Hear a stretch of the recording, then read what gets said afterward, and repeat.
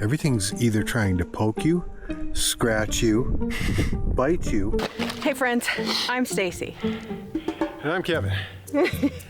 He's the tired one. Saguaro National Park does not scream for attention. No glaciers. There are no waterfalls. There's no dramatic I might die switchbacks, just cactus. And because of that, a lot of people just visit the park and say, yeah, that's okay, yeah.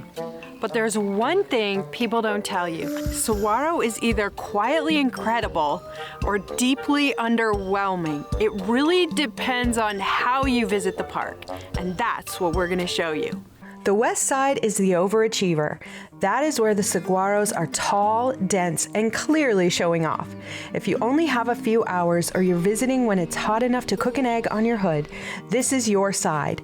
Valley View Overlook is under a mile and somehow makes you feel like you did something impressive, which we love. The east side is quieter, wilder, slightly judgy. The saguaros are more spread out, the hikes are longer, and the mountains are very much involved. This side expects effort. Not a ton, just effort. So let's talk about the biggest mistakes people make. Mistake number 1, visiting midday. People think, oh, it's winter, I'll be fine. The desert hears that and says, wanna bet? Mistake number 2, not bringing enough water. With bringing water, you bring as much as you think you're gonna need, and then you bring more.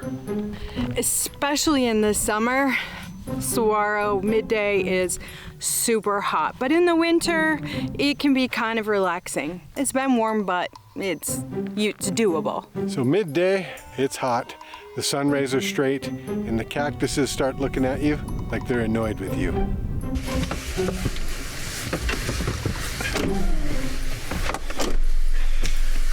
Mistake number 3, treating the park as just a simple drive-through. Yes, you can see a lot from the car. But no, that does not count as experiencing the park. If you never get out, walk around, and question why the saguaro cactus has all those arms and little knobs, did you really come to the national park here? To truly experience something, you really need to see it, taste it, smell it. Probably don't touch it or taste it, but anyway, you know what I'm talking about. You need to be out there. Taste it. You need to get the full experience of all your senses while you're out there. Yeah. Mistake number 4 is doing the East and West District in the same day.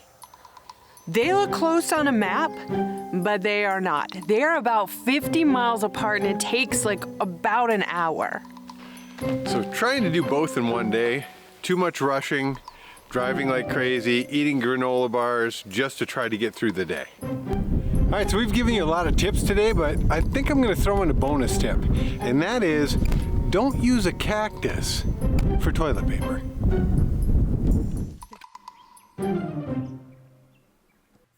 So let's talk about how to visit Saguaro the right way. Saguaro National Park actually has 2 sides to it, the east side and the west side. No diggity.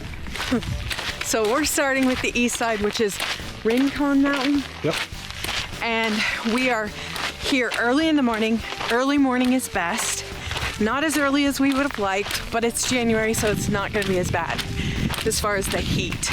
And we are actually starting with our hike, which is the Douglas Trail, because if you want to do a long hike, I advise you to do that one first, just because of the heat and tiredness and all that. So ours is about 7 miles.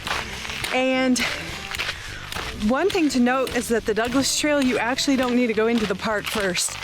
Go ahead and put in your GPS where Douglas Trailhead is, because you'll find that you don't even go into the national park area with the gate. You have to go to the trailhead outside of that. I'm already huffing and puffing. And it's mid-50s, but that sun is super intense, and I'm ready to start peeling layers. And we've literally been on here for like 5 seconds. Yeah. Interesting thing about the temperature, it's actually like 60 degrees out, but it is a smoking hot 60 degrees, even though it's dry. That sun is super intense.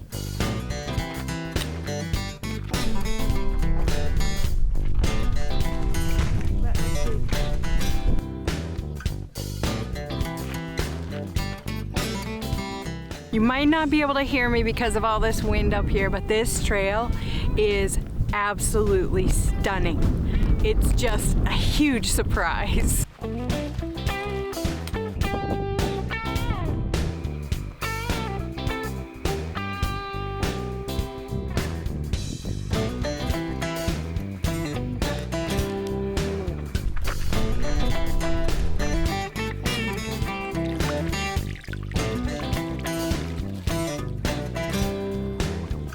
This side rewards people who get here before the sun has an opinion. Then after your hike, do the cactus forest loop and enjoy the fact that you made good choices.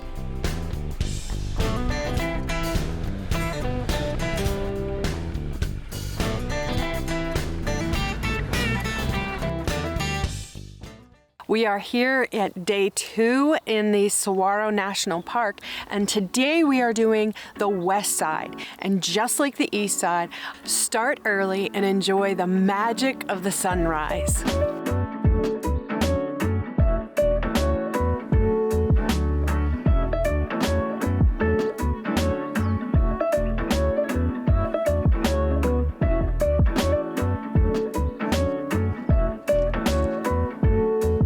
And you want to take the Bajada Loop Drive. And stop often. There are all kinds of little areas to stop. Stop often, get out, and enjoy. It is a beautiful scenic drive.